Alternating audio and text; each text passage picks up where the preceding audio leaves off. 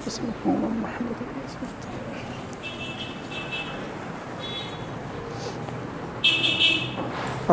আলাইকুম ওয়া রাহমাতুল্লাহ।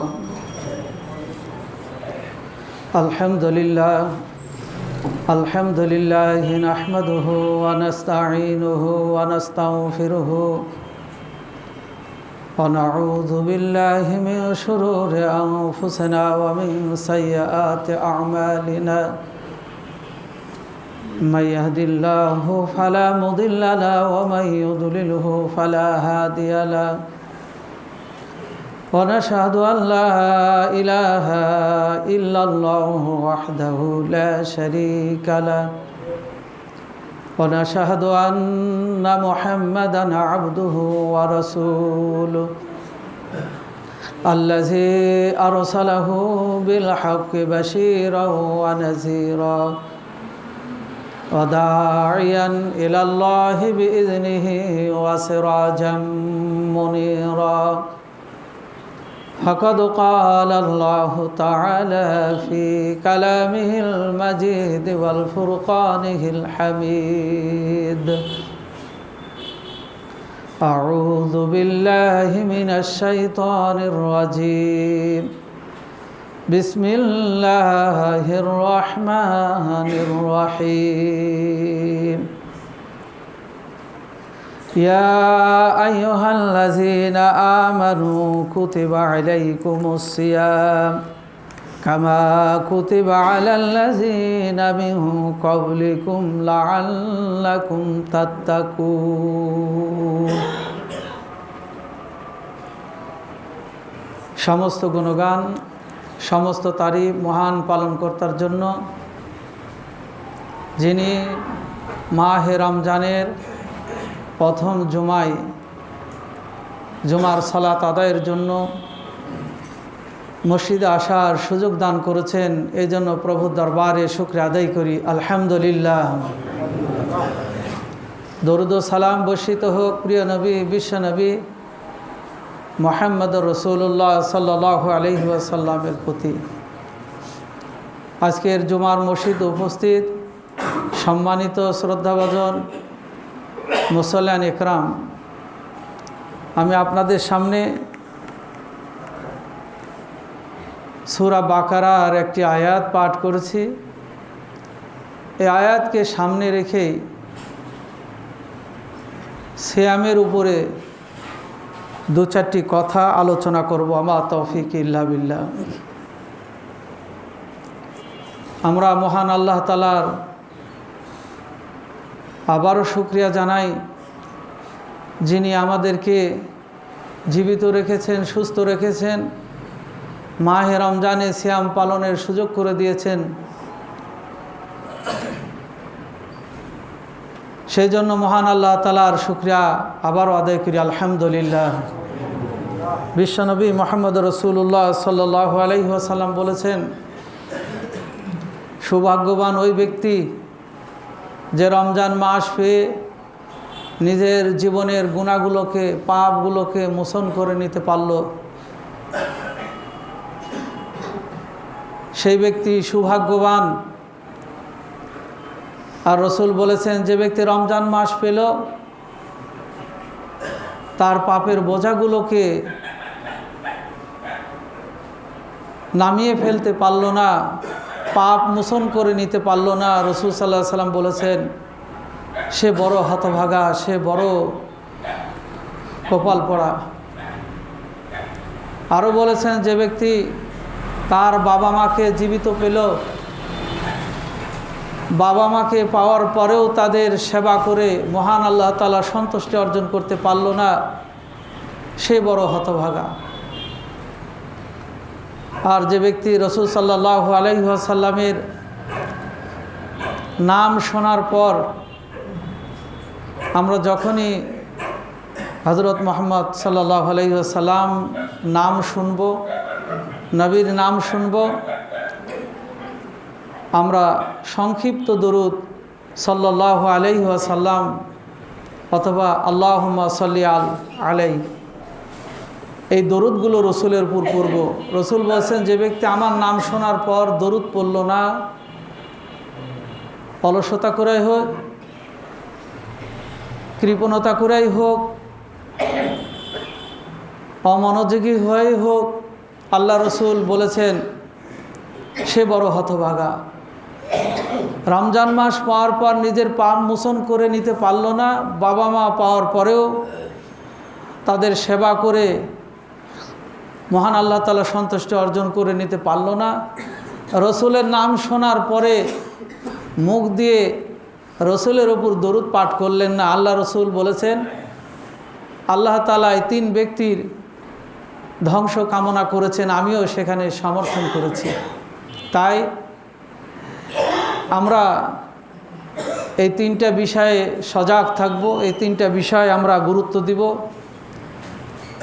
আজ যেহেতু মাহে রমজান মাস, গুনাহ মাফের মাস, সিয়াম পালনের মাস, নাজাতের মাস, আমরা শরীয়তের গুরুত্বপূর্ণ একটি ইবাদত সিয়াম, এই সিয়ামের উপরে কিছু আলোচনা করব। আমার তৌফিক ইল্লা বিল্লাহ।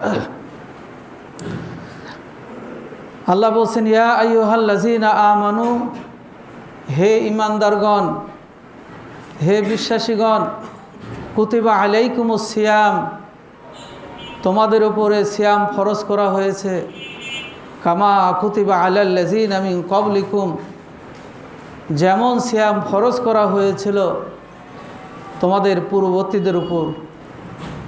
এর কারণটা কি?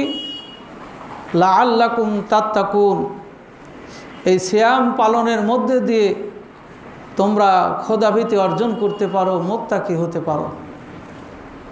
প্রত্যেকটা যুগেই আদম আলাইহিস সালাম থেকে শেষ নবী পর্যন্ত প্রত্যেকটা জাতির জন্য সিয়াম আল্লাহ তাআলা ফরজ করেছেন। এই সিয়ামের মধ্যে মানুষের শারীরিক, মানসিক, সামাজিক, অর্থনৈতিক কল্যাণের সাথে সাথে ধর্মীয় অত্যন্ত গুরুত্ব এবং অধিক উপকারিতা রয়েছে।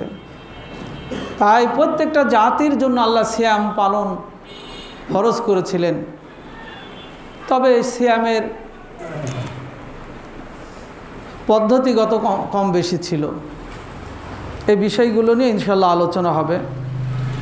তো আল্লাহ রাব্বুল আলামিন বলছেন প্রত্যেকটা জাতির জন্য এই সিয়াম ফরজ করে দেওয়ার একটি কারণ, যাতে করে সিয়াম পালনের মধ্যে দিয়ে একজন মানুষ মুত্তাকি হতে পারে, খোদাভীতি অর্জন করতে পারে।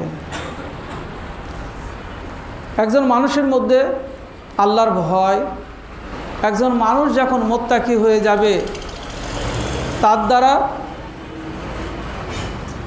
মিথ্যা হবে না, তার দ্বারা অন্যায় হবে না, তার দ্বারা মানুষের ক্ষতি হবে না, সে কখন অন্যায়ের দিকে পা বাড়াবে না, জিনিসে ভেজাল দিবে না, মানুষকে ধোঁকা দিবে না।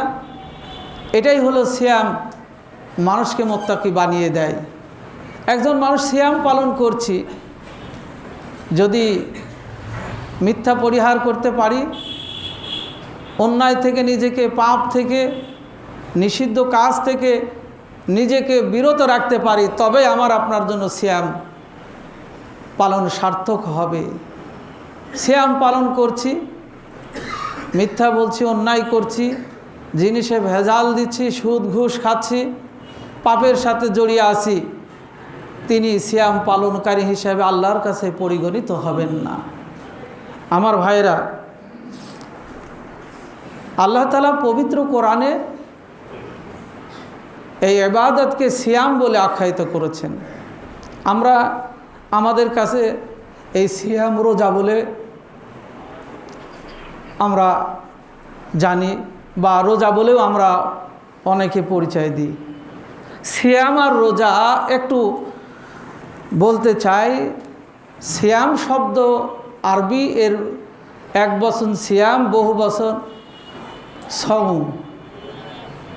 এক বচন সিয়াম, এই আরবির বহু বচন সওম, যা বিরত থাকা। বিরত থাকা কেমন? শুবে সাদেক থেকে সূর্য অস্ত পর্যন্ত তার হালাল খাদ্য, হালাল স্ত্রী, মিথ্যা, অন্যায়, পাপ গর্হিত কাজ আমল থেকে নিজেকে বিরত রাখা, এটাই হলো সিয়াম। শুধুমাত্র খাদ্য থেকে নিজে বিরত থাকলাম, পানীয় থেকে বিরত থাকলাম, এটা সিয়াম নয়। সিয়ামটার অর্থ হলো খাদ্য পানীয় থেকে বিরত থাকলো, হালাল স্ত্রী থেকে বিরত থাকবে, মিথ্যা বলা থেকে, পাপ থেকে, অন্যায় থেকে, ব্যাহাপনা, অশ্লীল থেকে নিজের চিন্তা, নিজের কর্ম সব কিছু থেকে বিরত থাকার নামটা হলো সিয়াম। আর সওম হলো ফার্সি শব্দ, রোজা হলো ফার্সি শব্দ, এর আবিধানিক অর্থ হলো উপবাস থাকা। উপবাস মানে খাদ্য থেকে বিরত থাকলো, পানি থেকে বিরত থাকলো, এটাই হলো উপবাস। সিয়াম আর রোজার মধ্যে পার্থক্যটা হলো এই, সকল মানুষ রোজা পালন করছে কিন্তু সিয়াম সকলে করছে না। সকল মানুষ রোজা করছে কিন্তু সিয়াম সকলে করতে পারে না। তাই আমাকে আপনাকে সিয়াম পালন করতে হবে, রোজা নয়। সকলেই রোজা পালন করছি, না খেয়ে আসি, মিথ্যা বলছি, না খেয়ে থেকে অন্যায় করছি, পাপ করছি, খারাপ কাজ করছি, সুদ খাচ্ছি, ঘুষ খাচ্ছি, এনারা রোজা পালন করছে। আর সিয়াম পালন করছেন ওই ব্যক্তি তার চিন্তা ফিকে, তার কর্ম কাজ সবগুলো থেকে যেগুলো আল্লাহ তাআলা এবং তার রসুল নিষেধ করেছেন নিজেকে বিরত রাখে। এটাই হলো সিয়াম। আল্লাহর কাছে প্রার্থনা জানাই, হে আল্লাহ আমাদের সকলকে সিয়াম পালন করার তৌফিক দান করো, আমরা যেন সিয়ামকারী হতে পারি। কেননা আল্লাহ রসুল বলছেন যে একজন মানুষ যদি রোজা পালন করে এমতো অবস্থায় তার কাছে কেউ ঝগড়া করতে আসে, সে ঝগড়ায় লিপ্ত হয়ে যায়। কেউ যদি তাকে হত্যা করতে আসে সেও তার দিকে হাত বাড়িয়ে দেয় হত্যার জন্য। তার কাছে কোনো অন্যায় আসলে সে অন্যায়ের সাথে জড়িয়ে যায়। এই জন্য আল্লাহ রসুল বলছেন, মাল্লাম ইয়াদা কাউলা জুরে ওয়াল আমালা বিহি ফালাইসা লিল্লাহি হাজাতান আইয়াদা তাআমাহু ওয়া শারাবাহু। রসুল বলছেন, যে ব্যক্তি সিয়াম পালন অবস্থায় ব্যাহাপনা, অশ্লীল খারাপ কাজ থেকে বিরত থাকলো না, সারাদিন না খেয়ে থাকা আল্লাহর কাছে তার কোনোই মূল্যই থাকলো না। মোহতারাম হাজরিন, বিষয় গুরুত্ব দিয়ে আমাদেরকে চিন্তা করতে হবে। ইহুদি নাসারারা রোজা পালন করে, রোজা পালন করতে যে তারা সব অন্যায় করে, পাপের সাথে জড়িয়ে ফেলে। রোজা অবস্থায় তারা সাহারি ঠিকভাবে খায় না, ইফতারও সময় মতো করে না, সাহারিও ঠিক মতো সময় মতো খায় না, না খেয়ে তারা উপবাস থাকে। ইফতার করতে যেও তারা সময়কে গুরুত্ব দেয় না, তারা পালন করে রোজা। আর মুসলমান সিয়াম পালন করে হালাল খাদ্য থেকে, স্ত্রী থেকে, পাপ থেকে, মিথ্যা থেকে, গীবত থেকে, মারামারি, হুড়াহুড়ি, কাটাকাটি সব থেকে সে বিরত থাকে এবং সময় মতো সাহারি খায়, সময় মতো তিনি ইফতার করেন। আল্লাহ কোরআনে যেইভাবে যতটুক তাকে বিরত থাকতে বলেছেন ঠিক সেইভাবে ততটুকুই থাকে, তিনি হলেন সিয়াম পালনকারী। আর আল্লাহ রসুল সাল্লাল্লাহু আলাইহি ওয়াসাল্লাম বলছেন, এমন সিয়ামকারীর জন্য আল্লাহ তাআলা অনেক সুসংবাদ দিয়েছেন, অনেক পুরস্কারের ঘোষণা দিয়েছেন। তার মধ্যে একটি হলো, আল্লাহ রসুল বলছেন এই 8টি জান্নাতের মধ্যে একটি জান্নাত রয়েছে, যার নাম হলো জান্নাতুর রায়্যান। এটা কেবল সিয়াম পালনকারীর জন্য আল্লাহ তাআলা ভিআইপি হিসাবে রেখে দিয়েছেন। রসুল বলছেন, সিয়াম পালনকারীদেরকে কিয়ামতের দিন ফেরেশতারা ডেকে ডেকে বলবেন, কোথায় তোমরা সিয়াম পালনকারী? তোমাদের জন্য আজকে ভিআইপি মর্যাদা দেওয়া হয়েছে, তোমাদের জন্য বিশেষ জান্নাতের ব্যবস্থা রাখা হয়েছে। ডেকে ডেকে সিয়াম পালনকারীদের জন্য সেই জান্নাতে প্রবেশ করাবেন, সিয়ামকারীরা সেই জান্নাতে প্রবেশ করবেন। সিয়ামকারী ব্যতীত অন্য কেউ সেই জান্নাতে প্রবেশ করতে চাইলে সাথে সাথে জান্নাতের দরজাটা বন্ধ হয়ে যাবে এবং বলা হবে, হে ব্যক্তি, তোমার জন্য এই জান্নাত নয়, এটা কেবল সিয়াম পালনকারীর জন্য। আমার ভাইরা, তাই আমরা যেন সিয়াম পালন করি। রোজা নয়, রোজা সকলেই করছে, মিথ্যা বলছে, গীবত করছে, অন্যায় করছে, ওর প্রতিদান আল্লাহর কাছে আছে কি না আল্লাহ সেটা তার জন্য নির্ধারণ করবেন। কিন্তু সিয়ামকারী পালনকারীর জন্য আল্লাহ তাআলা পুরস্কার রেখেছেন, নিজ হাতে পুরস্কার দিবেন, জান্নাত দিবেন। আমরা সেই সিয়াম পালন যেন করতে পারি। পরের কোন এক জুমাতে লাআল্লাকুম তাত্তাকুন মুত্তাকিন নিয়ে আলোচনা হবে ইনশাল্লাহ। এরপর আল্লাহ বলছেন, ফামান শাহিদা মিনকুমুশ শাহরা ফালিয়াসুম, যে ব্যক্তি এই মাসে উপনীত হয়, রমজান মাস পায়, ফালিয়াসুম, সে যেন সিয়াম পালন করে। ওমান কানা মারিদান আও আলা সাফারিন ফাইদ্দাতুম মিন আইয়ামিন উখর, যদি কেউ এই মাসে অসুস্থ হয়ে যায় অথবা মুসাফির অবস্থায় থাকেন, সে যেন অন্য মাসে তিনি এই সিয়ামটা আদায় করে নেন। মুসাফিরের জন্য আল্লাহ তাআলা অপশান দিয়েছেন, সফর একটা কঠিন কষ্টের বিষয়, অসুস্থ ব্যক্তির সিয়াম পালন করা কষ্টের বিষয়। আল্লাহ এই অসুস্থ ব্যক্তি এবং মুসাফিরকে বলছেন যে তোমাদের জন্য কষ্ট, অতএব তোমরা সিয়াম এই মাসে পালন না করে অন্য সময় তোমরা পালন করে নিবে। অর্থাৎ এই রমজানে পারলো না, আগামী রমজানের আগেই এই সিয়ামগুলো পালন করে নিতে হবে। এখন আসি, মুসাফির যদি চান আমি সিয়াম পালন করব, তিনি করতে পারেন। আল্লাহ তার জন্য সুযোগ রেখেছেন যে তুমি মুসাফির, তোমার জন্য আমি বোঝাটা, বিধানটা হালকা করে দিলাম, তুমি এই অপশনটা গ্রহণ করতে পারো। মুসাফির যদি রোজা অবস্থায় সফর করে, এতে তার জন্য বাধা নাই। আল্লাহ বলছেন, ইরিদুল্লাহ বিকুমুল ইউসরা ওয়ালা ইরিদু বিকুমুল উসরা, আল্লাহ তোমাদের জন্য সহজ চান, কঠিন করতে চান না। ওয়ালে তুকমিলুল ইদ্দাতা, এরপর আল্লাহ তাআলা কয়দিন সিয়াম পালন করবেন? আমরা তো 30 দিন করছি, এটা জানি, কিন্তু আল্লাহ বলছেন যে দিনগুলো আমি নির্ধারণ করে দিয়েছি। বলে তুকমিলুল ইদ্দাতা, নির্দিষ্ট দিন তোমরা পূরণ করো। সেটা মাস যদি 30-এ হয় 30টা করো, মাস যদি 29 হয় 29টা তোমরা পূর্ণ করো। সেই নির্দিষ্ট দিনটাকে তোমরা পরিপূর্ণভাবে সিয়াম পালন করো।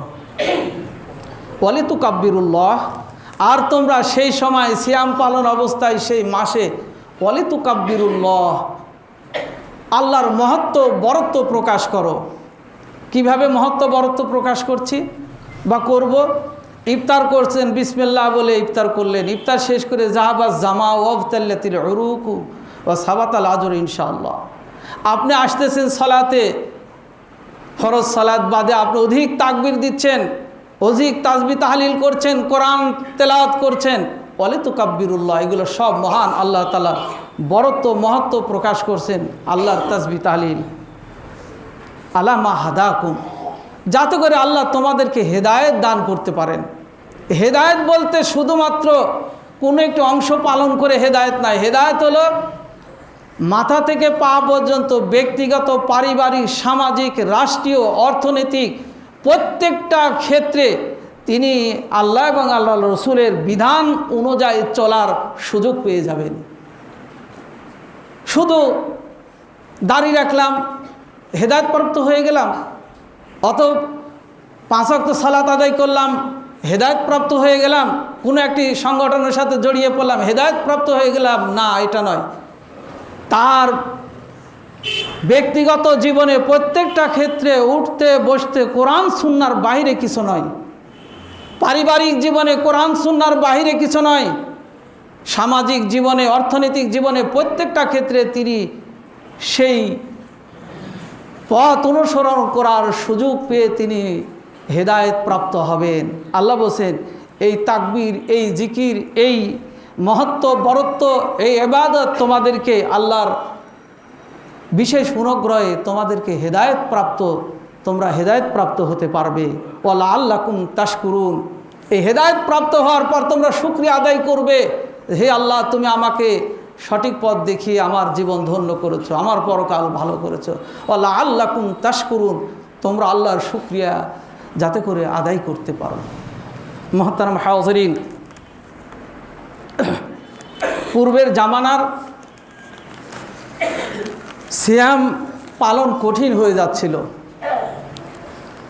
আমাদের নবীর সিয়াম ফরজ হওয়ার পরেও একটা বিধান ছিল যে ইফতার করার সময় তিনি ইফতার যা খাবেন, খাওয়ার পর ঘুমিয়ে গেলে পরের দিনের রোজা শুরু হয়ে যেত। এখন যেমন 17-18 ঘন্টা বা কম বেশি সিয়াম পালন করছি, তখন ফুল 24 ঘন্টা সিয়াম পালন করা লাগতো। তো শুধু আয়াতের শানে নজুলটা বলে অন্যদিকে যাব ইনশাল্লাহ। তো সিয়াম পালন করতে যে অনেকের কষ্ট হতো। আমরা এখন এই 16 ঘন্টা 17 ঘন্টা সিয়াম পালন করতেই আমাদেরকে গোপনে গোপনে হোটেলে যেয়ে খেতে হয়, বাড়িতে গোপনে খেয়ে মুখ শুকনা করে রাস্তাঘাটে চলতে হয়। সেই সময় 24 ঘন্টার সিয়াম পালন করা লাগতো। আল্লাহ রসুলের এক সাহাবী, তিনি গরিব মানুষ, সিয়াম পালন করছেন, ইফতার খেয়েছেন, খেয়ে তিনি ঘুমিয়ে পড়েছেন। পরের দিনে রোজা শুরু হয়ে গেল, গোটা রাত গেল, গোটা দিন তিনি দিনের বেলা গরিব মানুষ পরিশ্রমের জন্য তিনি মাঠে গেলেন, কঠোর পরিশ্রম করে তিনি বাড়িতে ফিরে আসলেন। স্ত্রীর ইফতারের সময় কোনো ব্যবস্থা করতে পারেননি। তো বললেন যে আচ্ছা দেখি প্রতিবেশীর কোনো সহযোগিতা পাই কি না। তার স্ত্রী পাশে প্রতিবেশীর বাড়িতে গেলেন একটু খাদ্যের সংগ্রহের জন্য। তিনি ক্লান্ত ছিলেন, ঘুমিয়ে পড়লেন। তাহলে আগে 24 ঘন্টা, আবার পরবর্তী 24 ঘন্টার জন্য তার রোজা শুরু হয়ে গেল। দিনের মাঝে তিনি অজ্ঞান হয়ে গেলেন, মুমূর্ষু অবস্থায়। আল্লাহ তাআলা রসুল সাল্লাল্লাহু আলাইহি সাল্লামের কাছে বিষয়টা জানালো হলো, হে আল্লাহ রসুল, অমুকে রোজা পালন করতে যে অসুস্থ হয়ে পড়েছেন, কারণটা হলো এই। তিনি বললেন আমার তো করার কিছুই নেই, আল্লাহর পক্ষ থেকে যদি তোমাদের প্রতি দয়া করেন তাহলে আল্লাহ কোনো বিষয় হতে পারে। আল্লাহ তাআলা আয়াত নাজিল করে জানিয়ে দিলেন, কুলু ওয়াশরাবু হাত্তা ইয়াতাবাইয়ানা লাকুমুল খাইতুল আবিয়াজু মিনাল খাইতিল আসওয়াদ। হে রাসূল বলে দিন, তারা খাদ্য পানীয় গ্রহণ করবে হাত্তা ইয়াতাবাইয়ানা লাকুমুল খাইতুল আবিয়াজ, যখন মাগরিবের সালাতের পর পূর্বে আকাশে একটা সাদা আভা দেখা যায়, সেটা বিলীন হওয়া থেকেই, অর্থাৎ মাগরিবের আজানের পরেই সাদা রাখাটা চলে যায়, তখন থেকে মিন খাইতিল আসওয়াদ, গাঢ় অন্ধকার থাকা পর্যন্ত। এরপর আল্লাহ বলছেন, আরও ক্লিয়ার করে বলছেন, মিনাল ফাজরে, ফজরের ওয়াক্ত শুরু হওয়ার আগ পর্যন্ত তোমরা কি করো, খাদ্য পানীয় গ্রহণ করো, তোমাদের বৈধ জিনিসগুলো তোমরা খাও, এটা তোমাদের জন্য অনুমতি দেওয়া হলো। আগে ছিল 24 ঘন্টা, সেটা আল্লাহ তাআলা 12 ঘন্টা, প্রায় কাছাকাছি 10-12 ঘন্টা কমিয়ে দিলেন।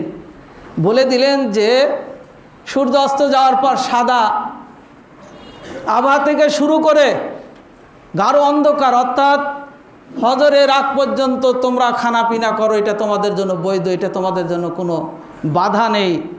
সুম্মা আতিম্মুস সিয়ামা ইলাল লাইলি, এরপর তোমরা রোজা শুরু করে দাও ইলাল লাইলি, সন্ধ্যা পর্যন্ত, রাত পর্যন্ত। আল্লাহ নির্ধারণ করে দিলেন ফজরের আজানের আগ পর্যন্ত সাহারি খান, যা খান আপনি খেয়ে নিলেন।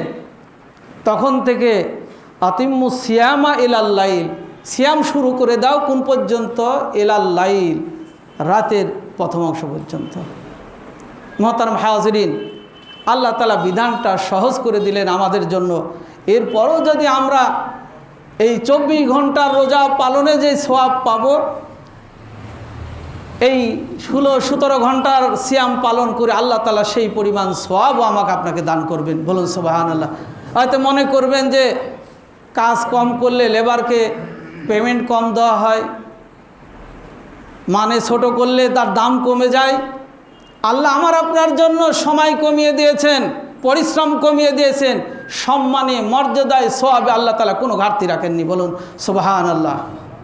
আমার ভাইরা, পূর্ববর্তী এবং আমাদের রোজার মধ্যে পার্থক্য ছিল এটাই, তারা ইফতার খেয়ে পরের দিনে রোজা আবার শুরু করে লাগতো, পরের দিনে আবার ইফতারে তারা সাহারি ইফতার একসাথে খেয়ে নিতেন। আমাদের জন্য আল্লাহ ইফতারের ব্যবস্থা করলেন। এরপর 10 ঘন্টা 11 ঘন্টা আমার আপনার জন্য 12 ঘন্টা আল্লাহ তাআলা আবার খাওয়া দাওয়ার সুযোগ করে দিলেন। ওই ব্যক্তির ওই অসুস্থতা না হলে হয়তো আল্লাহ তাআলা এই রহমটা আমাদের জন্য সহজ করে দিয়ে আল্লাহ বলছেন, ইরিদুল্লাহ বিকুমুল ইসরা ওয়ালা ইরিদু বিকুমুল উসরা। আল্লাহ তোমাদের জন্য শরীয়তের বিধানগুলো সহজ করে দিতে চান, কঠিন করতে চান না। তাই আমাদেরকে এই সিয়াম পালন এই সময়টুকুর মধ্যে আমাদেরকে করতে হবে।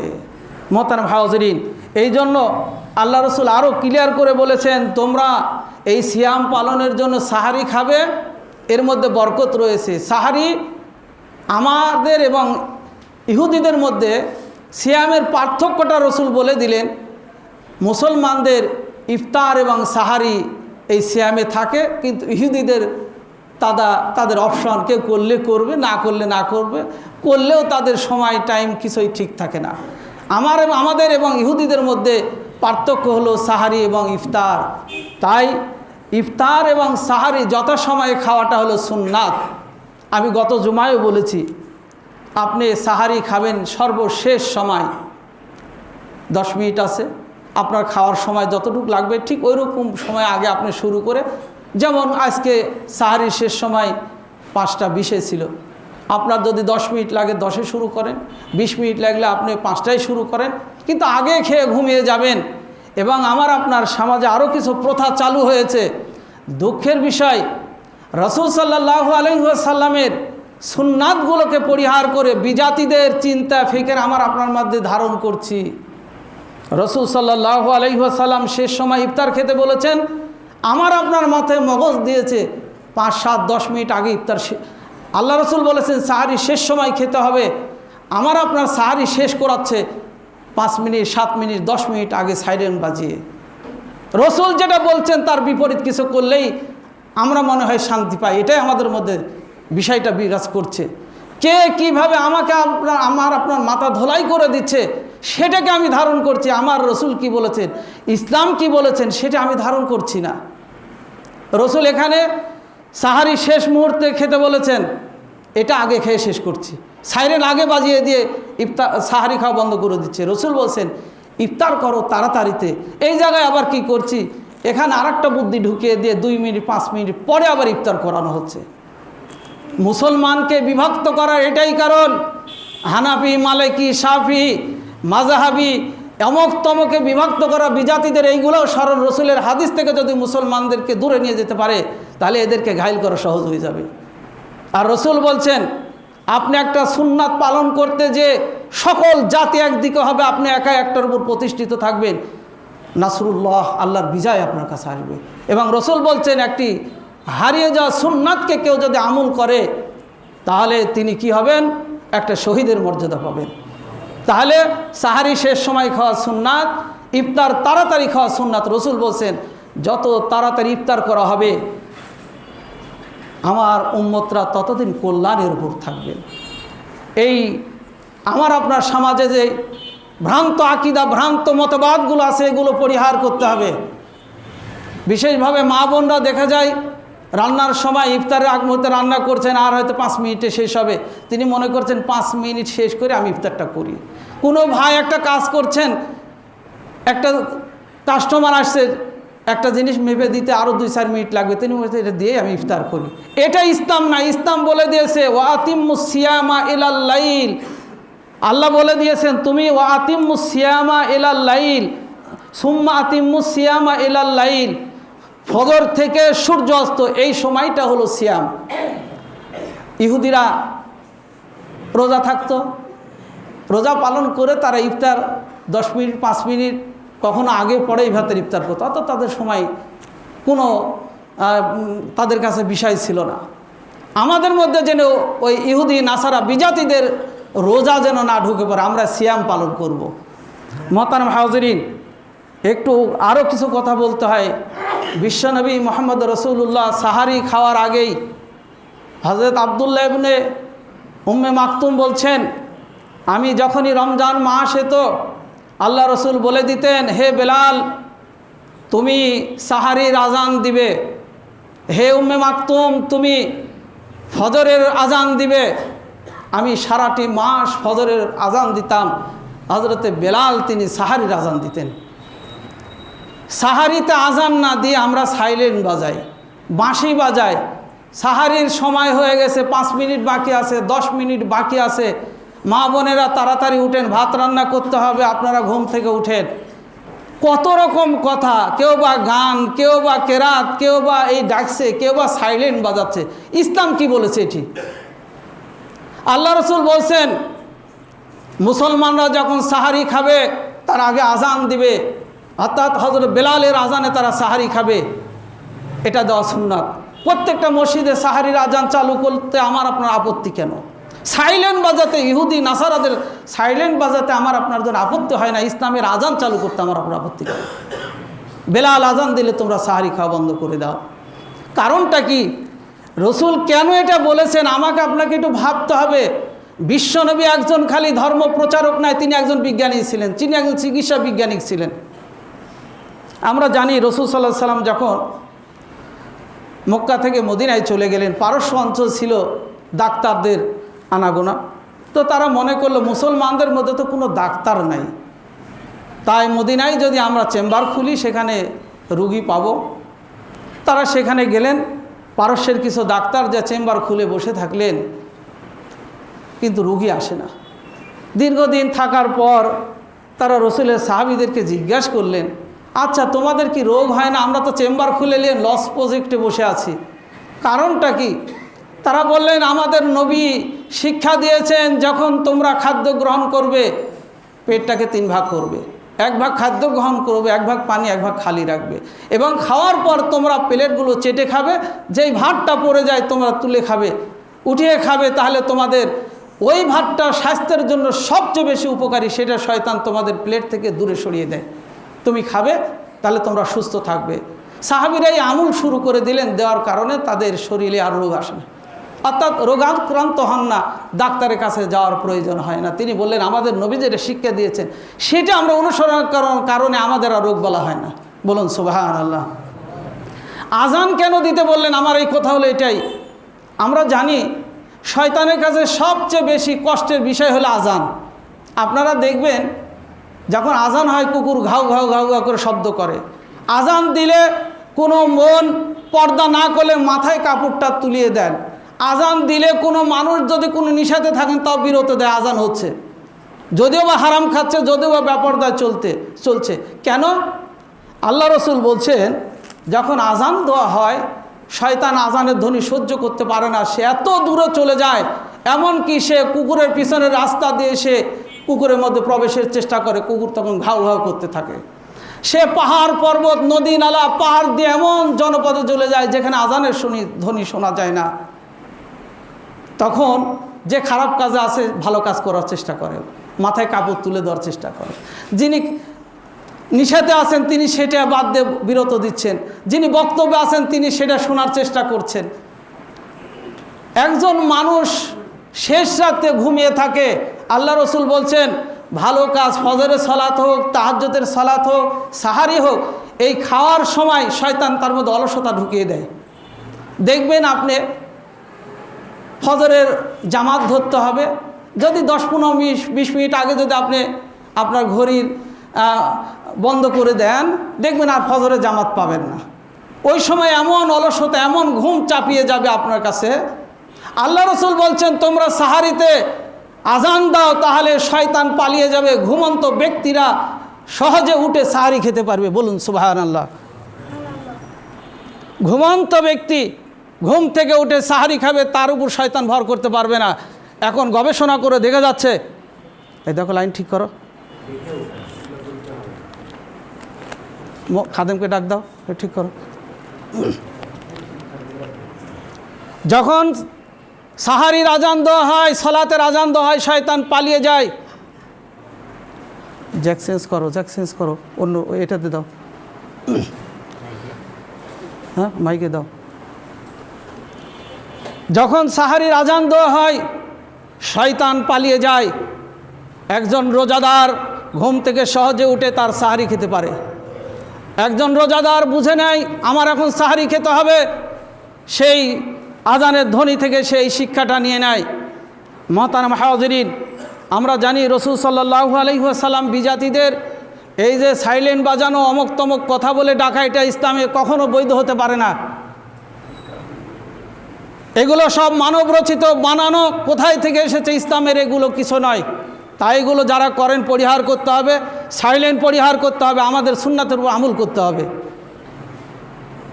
কেননা রসুল সাল্লাল্লাহু আলাইহি ওয়াসাল্লাম আজানের ধ্বনি নিয়ে যখন সালাত ফরজ হলো, কিভাবে নামাজের জন্য মানুষকে আহ্বান করা হবে, সিদ্ধান্তে বসা হলো।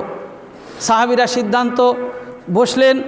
সিদ্ধান্তে কেউ বললেন যে আমরা বাঁশি বাজাবো নামাজের সময়, মানুষ জেনে নামাজে আসবে। কেউ বললেন যে আগুন জ্বালাবো, কেউ বললেন বাড়ি বাড়ি যেয়ে দেখবো, কেউ বলে পাহাড়ের উপর থেকে আমরা চিল্লাবো।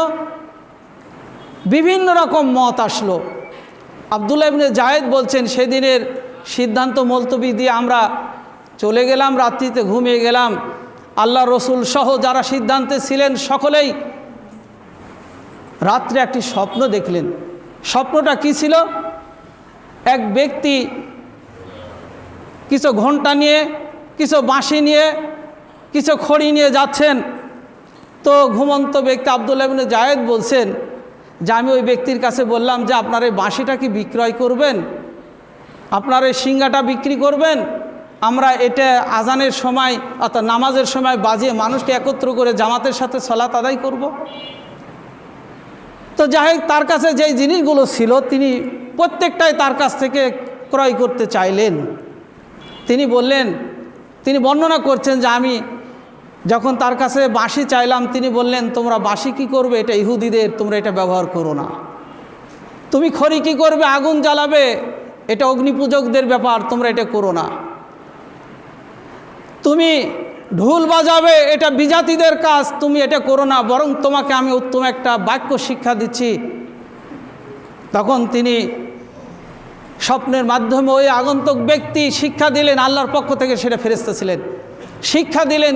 যারা মজলিসে ছিলেন সকলের কাছে এই স্বপ্নটা একই হয়ে গেল যে আল্লাহু আকবার, আল্লাহু আকবার, অর্থাৎ 15টা বাক্য দিয়ে দিনের সালাতের এবং 17টা বাক্য দিয়ে রাতের ফজরের সালাতের তিনি আহ্বানের পদ্ধতি শিক্ষা দিলেন, অর্থাৎ আজান। একটু মনে রাখবেন, আজানের শব্দ দিনের হবে 15টা, রাতের হবে 17টা। ওই আগন্তুক ব্যক্তি শিক্ষা দিলেন। এবং উপস্থিত মসজিদে জনসভায় উপস্থিত ব্যক্তিদেরকে নামাজে একত্র করার জন্য যে একামত দেওয়া হয়, এটার বাক্য শিক্ষা দিলেন 11টা। সকাল হলো, রসুল সাল্লাল্লাহু আলাইহি সাল্লামের মজলিসে সকলে উপস্থিত হলেন। আল্লাহ রসুল বললেন আজকে কি সিদ্ধান্ত না যেতে পারে তোমরা বলো, রসুলের বিষয়টা গোপন রেখেই। হযরত আবু বকর বলছেন, হে আল্লাহ রসুল, আজকে আমি এই স্বপ্ন দেখেছি, অমুক ব্যক্তির সাথে এই কথা, ক্রয় বিক্রয়ের কথা হয়েছিল। আব্দুল্লাহ ইবনে জায়েদ বলছেন, অর্থাৎ সকলেই একই কথা বলছেন। আল্লাহ রসুল বললেন, হ্যাঁ আমিও আজকে এই স্বপ্নটাই দেখেছি।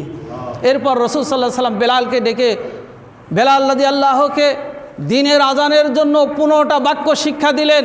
অর্থাৎ প্রথমবার আল্লাহু আকবার 4 বার, আশহাদু আল্লা ইলাহা 2 বার, আশহাদু আন্না মুহাম্মাদুর রাসূলুল্লাহ 2 বার, হাইয়া আলাস সালাহ 2 বার, হাইয়া আলাল ফালাহ 2 বার, আল্লাহু আকবার শেষে 2 বার, লা ইলাহা ইল্লাল্লাহ 1 বার দিয়ে এই 15টা বাক্যে বলে তুমি দিনের সালাতের আজান দিবে। আর ফজরের জন্য শুধু as-salatu khairum minan nar 2টা বাড়িয়ে বলবে। এই 17টা বাক্যে আজান দিতে বললেন।